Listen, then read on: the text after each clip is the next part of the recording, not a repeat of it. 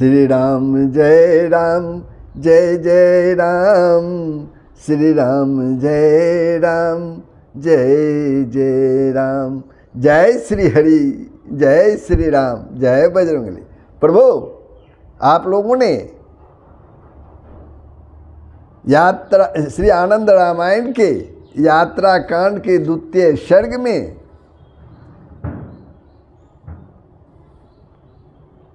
जो प्रसंग था महर्षि वाल्मीकि द्वारा रचित सतकोटि प्रविस्तर रामायण को प्राप्त करने के लिए देवताओं, दैत्यों, मनुष्यों में परस्पर कलह होना, आपस में कलह होना, विष्णु भगवान द्वारा रामायण का विभाजन कर तीनों लोकों को प्रदान करना, शेष बचे दो अक्षर रा और म को तारक मंत्र के रूप में भगवान शिव द्वारा ग्रहण करना, ब्रह्मा जी को 4 श्लोक चतुश्लोकी भागवत के रूप में प्राप्त होना। इन प्रसंगों को आपने श्रवण किया था। अब प्रभु श्री आनंद रामायण के यात्रा कांड के तृतीय सर्ग में श्रवण करेंगे। भगवान शंकर का श्री पार्वती जी को श्री राम के परम भक्त रामदास और उनके शिष्य विष्णुदास का परिचय बताना, भगवती सीता द्वारा गंगा पूजन के लिए जाने की श्री राम से प्रार्थना करना, श्री राम का लक्ष्मण को गंगा यात्रा की तैयारी का संदेश देना। ये प्रसंग अब हम लोग यात्रा कांड के तीसरे सर्ग में श्रवण करेंगे, किंतु प्रभु उसके पहले आप लोगों से नम्र निवेदन है, यदि आपने मेरे YouTube channel Sanatan Darshan with Dinesh को सब्सक्राइब नहीं किया है तो अवश्य सब्सक्राइब कर दें, बेल आइकन को दबा दें, कमेंट करें, शेयर करें, लाइक करें। कमेंट इसलिए ज़रूरी है कि मैं अपने आप में जो वाचन कर रहा हूँ उसमें क्या सुधार की आवश्यकता है, इसलिए कमेंट अवश्य करें। तो प्रभु अब तीसरा सर्ग यानी यात्रा कांड के तीसरा सर्ग प्रारंभ हो रहा है। माता पार्वती और बाबा भोले के बीच जो संवाद हो रहा है उसी के तहत आप लोग ध्यानपूर्वक श्रवण करें। पार्वती बोली, हे प्रभु, ये रामदास कौन हैं तथा कहाँ निवास करते हैं? विष्णुदास कौन हैं? गुरु रामदास अपने शिष्य विष्णुदास को क्यों रामायण सुनाएंगे? इसे भी आप विस्तार पूर्वक बताने की कृपा करें। माता पार्वती बाबा भोले से कहते हैं। तब शिवजी बोले, श्री शिवजी बोले, हे देवी, भारतवर्ष के दंडकारण्य नामक वन में गोदावरी नदी के मध्य देश के समीप स्थित अबजक नामक क्षेत्र में आगे चलकर नरसिंह नाम से एक विख्यात मुनि होंगे।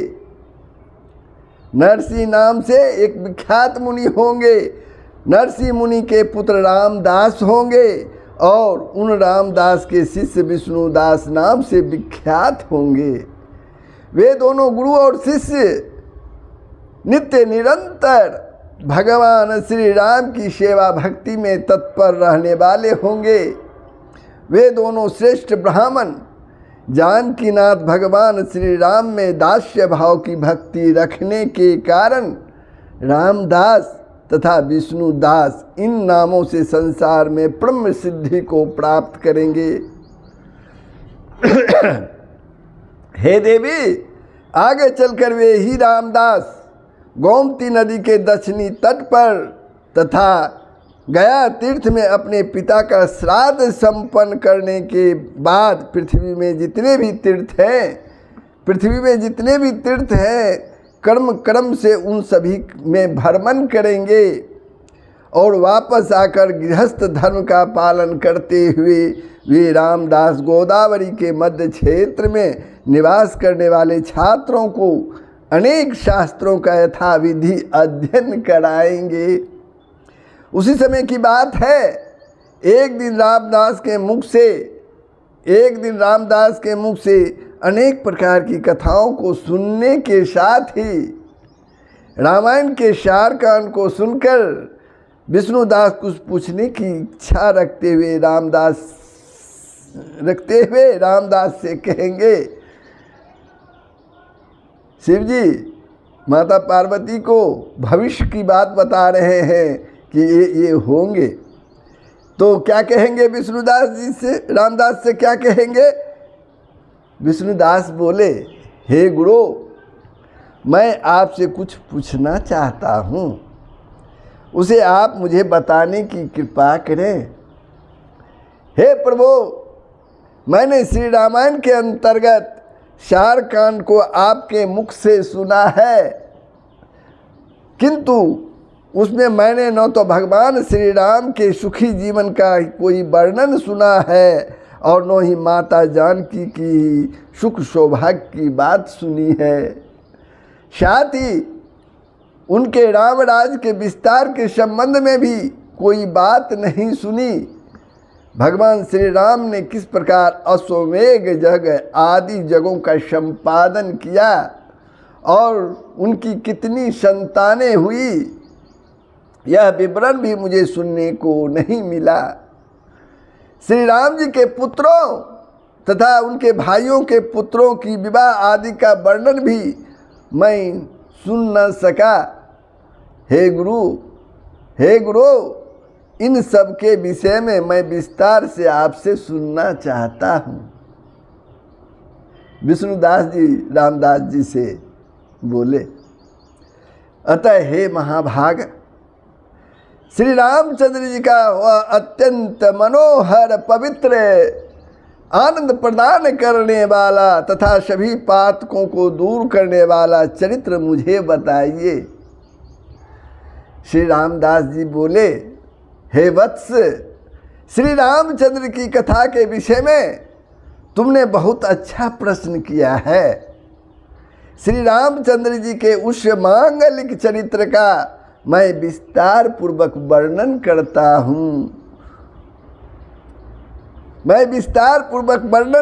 हूँ जो सभी प्रकार के पातकों को विनष्ट करने वाला है, उसे तुम एकाग्र मन होकर सुनो।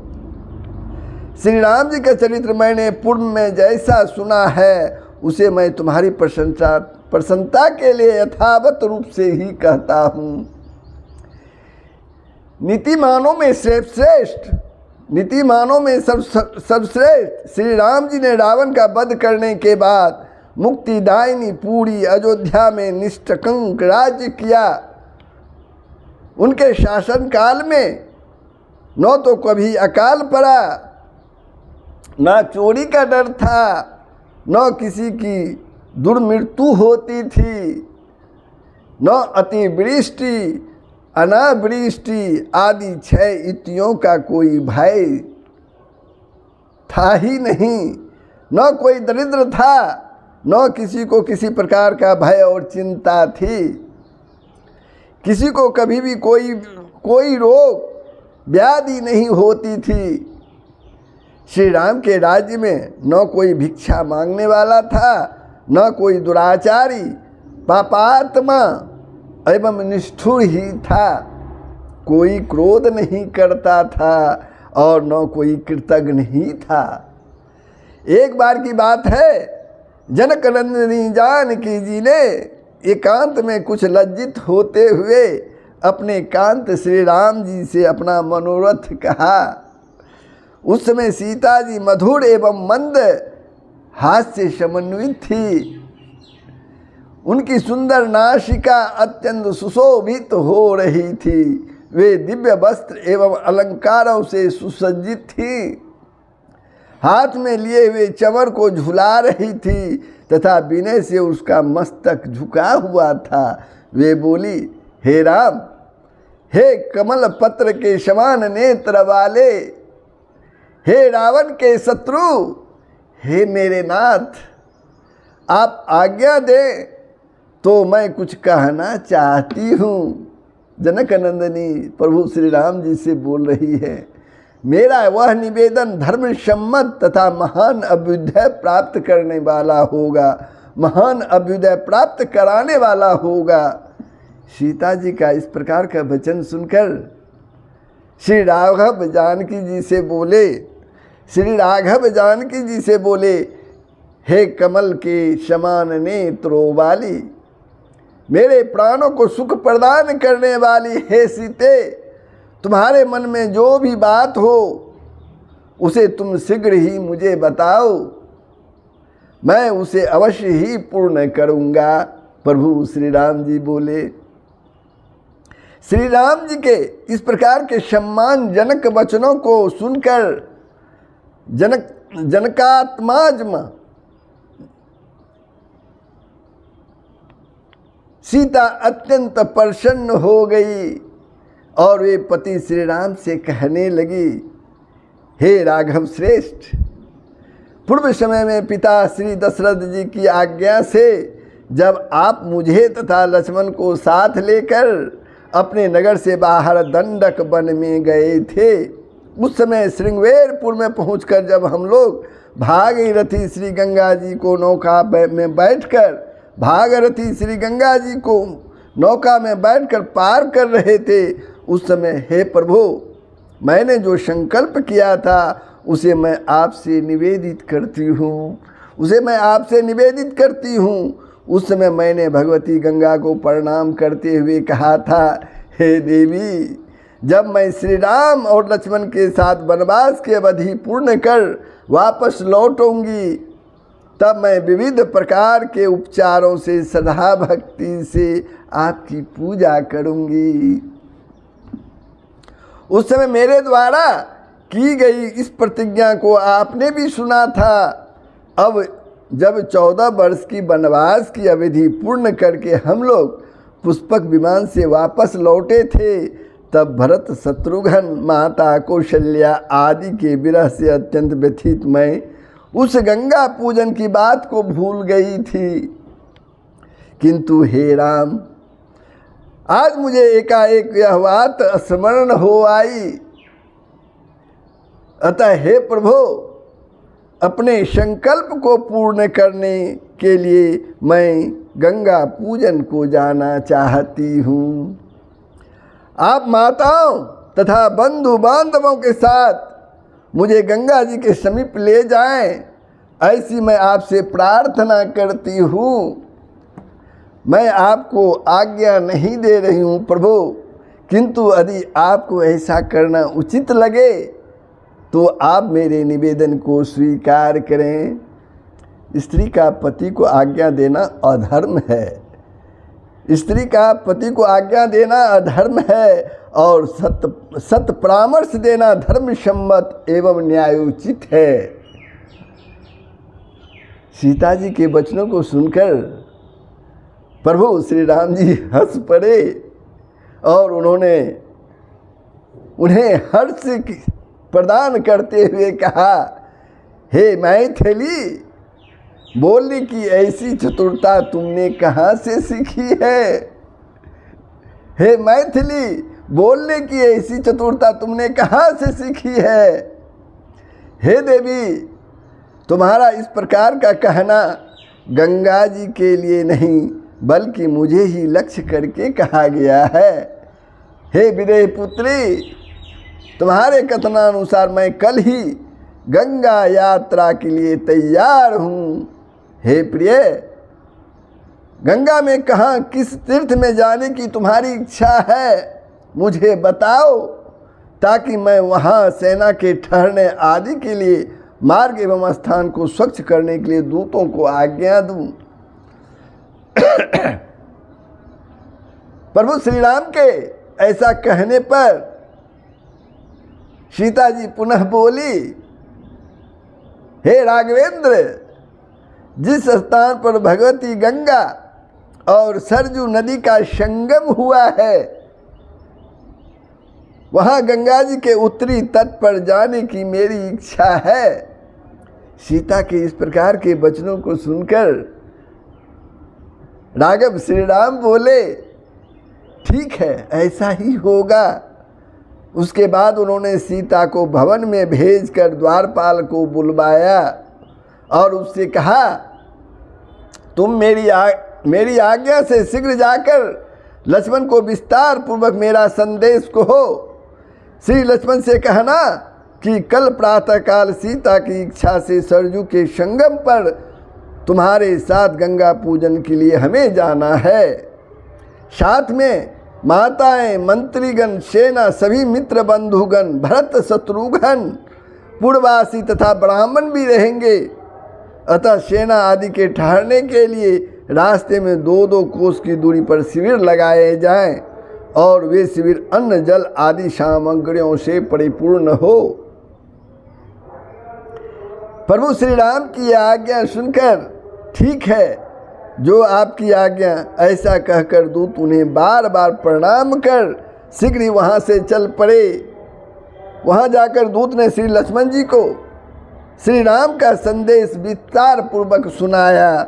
भाई श्री राम के संदेश को सुनकर सभा में मंत्रीगण के साथ, भाई श्री राम के संदेश को सुनकर सभा में मंत्रीगण के साथ युवराज पद पर सुख बैठे हुए लक्ष्मण, युवराज पद पर सुखपूर्वक बैठे हुए लक्ष्मण दूत से कहा, वहाँ जाकर कहो कि आपकी आज्ञा ठीक से पालन होगा।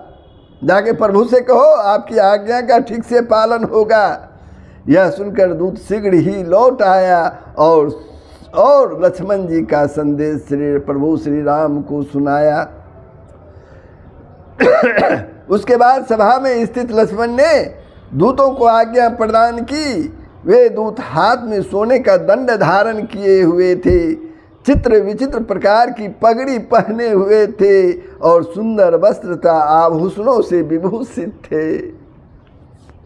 लक्ष्मण बोले, हे दूतों, तुम लोग संपूर्ण अयोध्या नगरी में पूर्ववासियों को घूम घूम कर यह समाचार दे दो कि कल श्री राम गंगा यात्रा के लिए प्रस्थान करेंगे।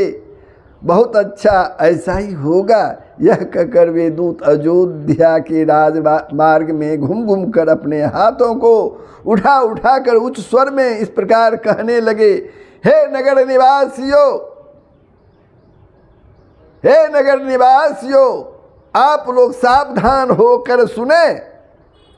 श्री राम और सीता बड़ी प्रसन्नता पूर्वक कल प्रातःकाल भागीरथी गंगा और सरजू के संगम स्थल पर गंगा पूजन के लिए सभी बंधु बांधवों तथा सेना के साथ जाएंगे।